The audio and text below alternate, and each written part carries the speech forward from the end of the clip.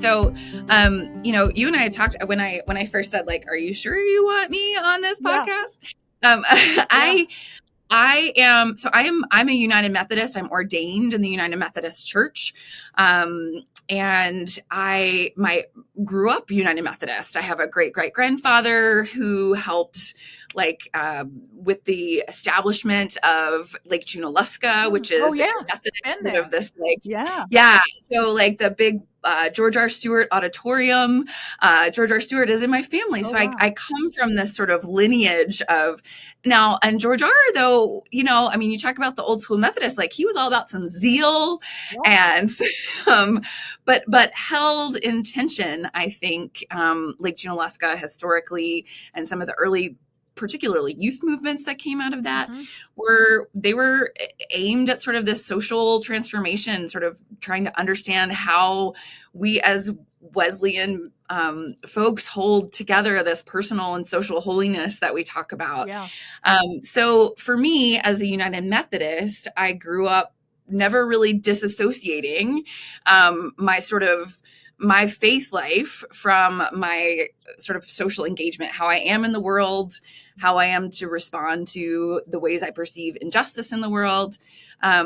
Those things felt very intertwined. I, as a youth, was involved in a conference youth event where we would write legislation, and we would tell people what we thought about, boycotts on Disney World, or, whatever it was as I was growing up. And so those things were always intertwined for me. I went to college at a state school in North Carolina, at UNCW. And there was no Wesleyan, there was no Methodist fellowship group. There was no Wesley Foundation or anything along those lines. And so being a good Christian kid who literally opened up the phone book to find churches when I got to college, I found InterVarsity. It was one of the first places. They had a table at one Welcome Week or NSO. Yeah. So I was like, okay, sure. Got very plugged in very quickly. Eventually became large group coordinator and ultimately the president in my senior year of my chapter. And really, I don't know that I had the sort of theological language at the time to think about what was different in that setting versus sort of what I'd grown up in. But I knew that things like personal reflection on scripture and weekly small groups and corporate worship were things that I valued, and I learned a lot about, and my faith deepened in a really important way. I think that for me, the wheels started to fall off a little bit on that. I actually had accepted a position to go on staff with InterVarsity. I was going to specifically do some ministry with Greek IV, which was a sort of segment that was working with fraternity and sorority students.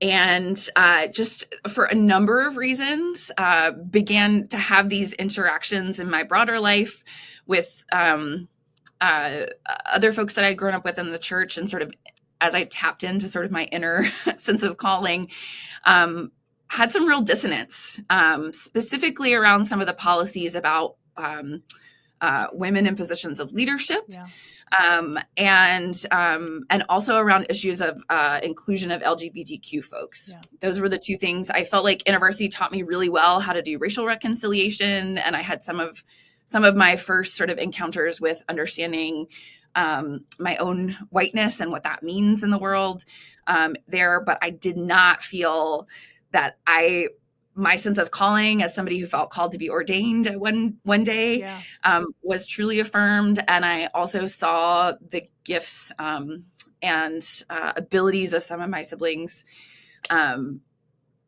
cast aside, or not seen in their full giftedness as a result of that. So those things and a series of conversations led me to step away from that, from that staff position, and from there, I went into my early 20s, I refer to as my sort of like, my like Nineveh dodging years. I hit the snooze button on that kind of call into ministry for quite some time, until ultimately there's, a whole big thing there, but I did ultimately decide that seminary was where I wanted to be, and went to Boston University School of Theology, where I did my master's. And it was there where I did my field education at the United Methodist Church's General Board of Church and Society, where I was doing faith-based advocacy around healthcare reform the summer that was going through. And that for me concretized this sort of sense that I needed to be, this was a way that I was caring for the least of these, with the skills that I had, and the way that I saw God's mission in the world coming into being. So, but it definitely crossed some political, I have family in North Carolina, some of whom did not see what I was doing as ministry. And so that was my journey. And after seminary, I went to work for the United Methodist Church at the sort of global level, for the board that thinks about world service funds and how those get spent and how we're doing connectionalism globally, before finishing up my PhD and ending up here at Drew. So I don't know if that's a long or a short snapshot, but that gives you a little sense of sort of how I understand where I came from, my sort of dip into what I think is legibly evangelical, and sort of my journey on the other side. Well, so legibly evangelical. Tell me what you mean by that. I'm really intrigued. Yeah. So I would say that's why, when you said you were surprised, right? Yeah. So I feel like I have a number of folks who have been influential in my life who have sort of claimed either that progressive evangelical or that kind of the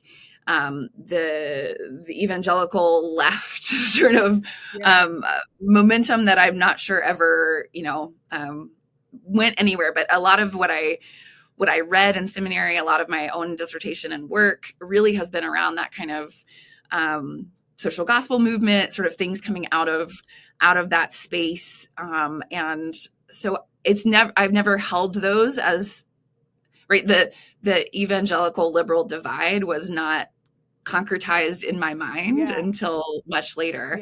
But I would say legible evangelical would be, for me, that my encounters with InterVarsity, the ways in which I was formed to read scripture, to participate in kind of this parachurch ministry, a lot of as somebody who does Christian formation, Christian education, faith formation, I look back at that as sort of a time when there was a lot being poured into me about how to do that work, how to be formed, so that I would be recognized as evangelical. And that's why I say I think now, while I hold my definition of people of good news to be very much how I would describe myself, I don't know that my work and my public professions are legibly evangelical. Yes, that's a great phrase.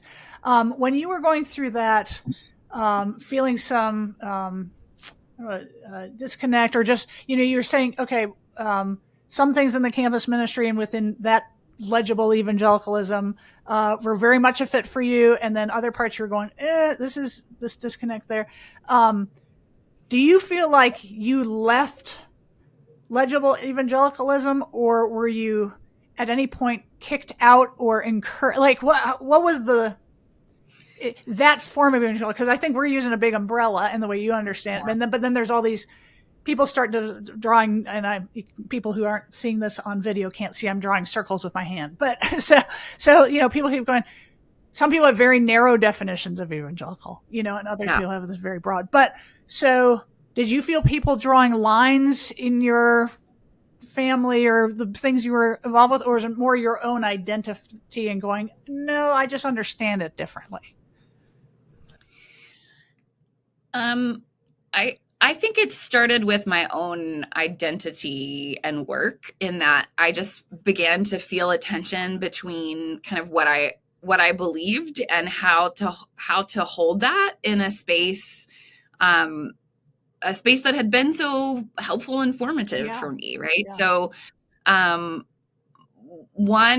So there were two instances. One, I was worshiping.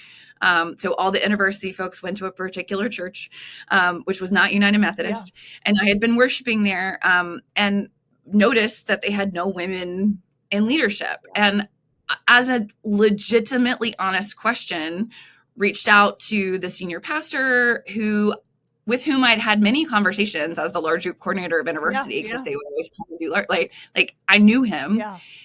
And I said, I'd really love to talk with you about the way the church understands women in ministry and positions of leadership, because I just don't see that reflected. Literally not aware of any of this sort of egalitarian, complementary. Yeah. It just wasn't in my vocabulary, because I grew up. Here's what I see. I have a question.